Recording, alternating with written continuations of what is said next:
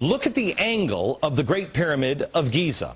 If you take the angle of the Great Pyramid of Giza, the slope is 51.8 degrees. Let's go back to the earthworks. If you measure the line that goes straight through the center of the structure, right here, and then you go true north, it's 51.8 degrees. That angle is exactly the same angle as the pyramids of Giza. It is the same math, the same calculations as ancient Egyptians. Let me show you one more connection. In 1860, David Wyrick, he's a guy who surveyed the Newark earthworks. He was digging into a mound near those earthworks, and he found a wooden coffin made of oak.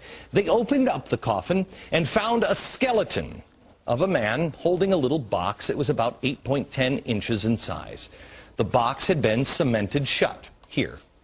This, by the way, is sitting in Ohio. Well, he opened up the box and he found a little man inside, a little black stone. They took it to scholars and they looked at it. The man seems to be carrying something, and there's writing here at first they couldn't recognize. The writing is, they thought in 1860, some sort of Hebrew.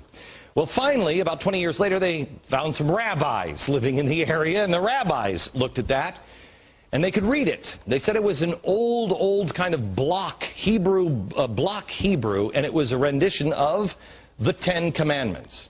Now, this is another piece. Block Hebrew, they said they'd never seen anything like it.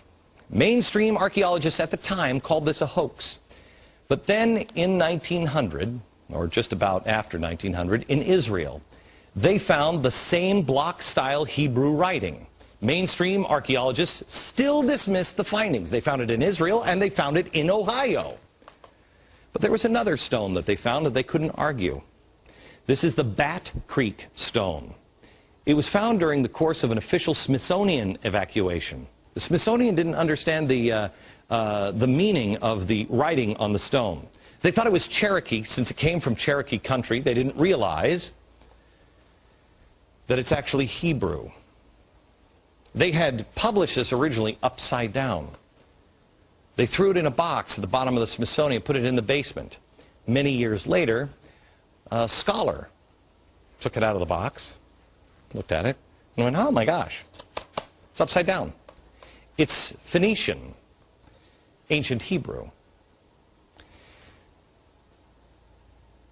So what's going on here? What is that about? Where is that history? I'll show you in a few minutes, and we're going to have a conversation, and I'm going to show you some more things that the Smithsonian, science, government, commerce colluded to erase. By the way, I want to thank the directors of the documentary Lost Civilizations of North America for bringing these stories to my attention. I was blown away. To find more, visit the website, lostcivilizationdvd.com. Here's the thing we should be asking ourselves. I don't know the story of these. Do you know that? Did you know that? Do you live in Ohio and did you know that? Why not?